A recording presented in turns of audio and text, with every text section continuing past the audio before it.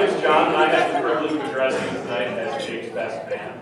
I'm sure that I am not the first person to say this, and I probably won't be the last, but I'd like to take this opportunity to thank Jake's family, and Claire's family, and the couple themselves for all the hard work they've put into throwing this party for us.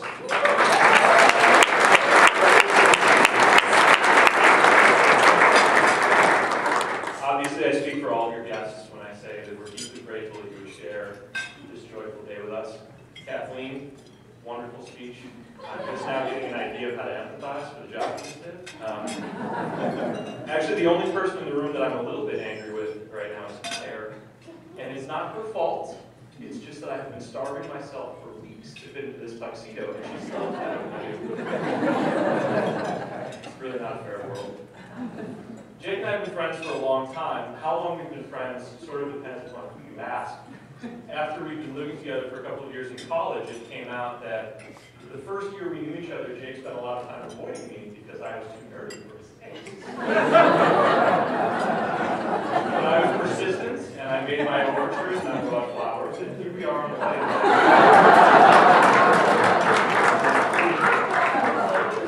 Those of you on Claire's side of the aisle are probably saying to yourselves, sounds like this boy's telling a love story. Those of you who know Jake and I know that I am.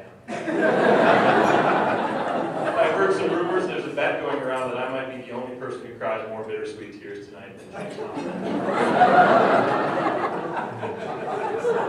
So with that in mind, it shouldn't be too surprising when I was looking through my file of stories about Jake that I could tell to introduce him to those of you who have not yet had the privilege, to explain why I think Claire is so wonderful and perfect for him.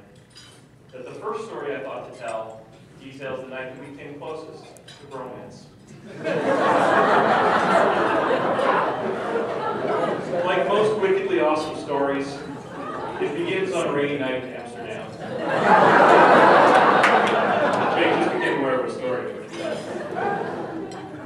We decided to go down to the museum district, which is sort of like the uptown for the Metropolitans of Amsterdam, and check out some of the higher class nightclubs and bars. But everywhere we went, we kept getting refused because we hadn't brought any girls with us. We tried every excuse to put. We're Americans, we've forgotten at home, we're not good looking enough to compete with the locals, just let us in. All to no avail. So we decided to head home, call it an early night, get up early the next day and see the morning. But on the way home, we happened to see a local tavern and we thought, well, this is our chance to get a little bit of the color. So we stopped in, walked right over to the bar, ordered a drink, and before the beers were even delivered, we were both totally engrossed in conversation with people around us. The place was actually so friendly that I was most of the way through my second drink before I thought to take stock of where we were. And it was like most neighborhood taverns in most ways. But after a second glance, I noticed that not only had they not asked us about girls, but there were no women in the place. And so I leaned over to Jake to tell him what I just saw, and he was doing this.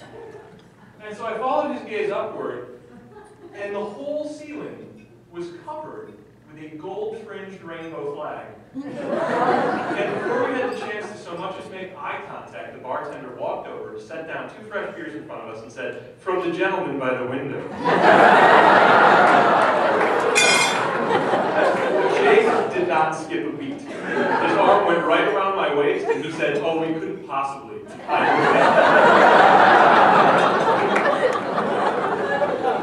All of this is to say that Jake is outgoing, he's quick-witted, he's adventurous, and apparently he's quite a problem solver. And it's wonderful to know that Claire shares all of those qualities with you, but what's more impressive is that they tend to bring them out in each other. When they were talking about their honeymoon, they didn't talk about just a beachside vacation, although today it might sound nice. They were talking about a cruise to Egypt, to Turkey, to Greece. When they settled on Italy, their justification was all about the wine, the food, the history, and the discovery. They wanted to go out for adventure. One of the most joyous things about hanging out with Jake and Claire is that they almost work together like a comedy duo. It's amazing to watch them effortlessly switch back and forth who's the straight man. Not meant to be a fun past story. But Jake has an alter ego, a separate personality, a man, if you will, inside the man. Old man Boomer. tendency to refer to NBC's Thursday Night Lineup as his stories. It's not just, speaking of, it's not just that the pilfer couch in our dorm room was the davenport. When Old Man Boomer comes out, sometimes Jake would rather stay in than go out with his friends. Sometimes you go to the Animal Humane Society with Jake, and when you picked out the perfect puppy for your home, bam, there's Old Man Boomer, letting you know your lease doesn't allow a dog. Jake might argue that it's good to stay in every now and again. He might suggest it would be nice if I had an ounce of the common sense that Old Man Boomer shows from time to time. But the fact of the matter is that Jake sometimes lets the little things get the better of him. He loses sight of the long view, he gets stressed out. You didn't see your blushing bride, how wonderful she is for you.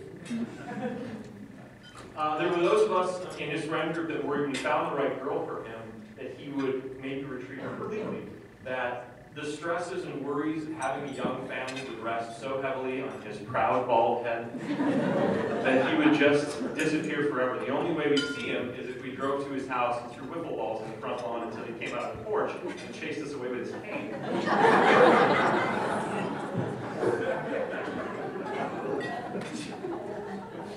I'm happy to say that Jake and Claire are an extremely outgoing couple, but what's more important, and what makes me the absolute happiest about Claire being in Jake's life, is that as their love has matured, Jake has started to worry less and less.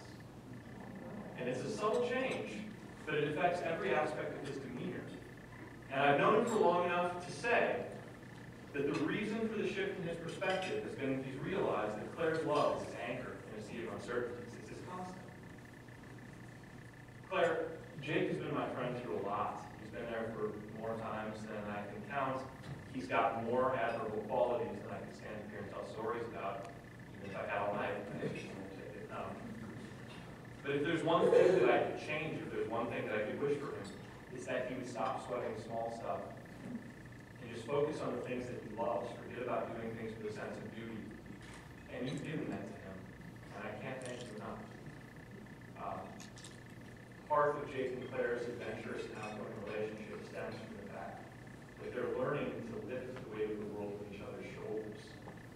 And that's taught me a little bit about relationships too. We're from a generation and in a time where settling down is sometimes cynically seen as a surrender. It's a retreat from an exciting life into the mundane suburban existence where you can't tell what's going on from one house to the other. But when I look at Jake and Claire, and when they talk about their future together, just seeing them interact, it's like I'm a 6-year-old for the first time riding a bike without training wheels. I didn't think about the fact that there were other kids that knew how to do it. I didn't think about the fact that every other kid on the block was going to figure that out eventually. All that mattered to me, and all that should matter to me, is that I was flying. I was having my own adventure. And it is so clear to me that Jake and Claire are planning their own adventure. They're not surrendering anything. They've just taken up the training tools. And being able to realize that by being part of their lives has been one of the happiest and most inspiring things that I've ever had the chance to experience. And in that spirit, I would like to make my toast to a love that gives you an anchor, even in your biggest adventures, to a love that makes you wiser, even as it keeps you young. May we all be so lucky as Jake and Claire.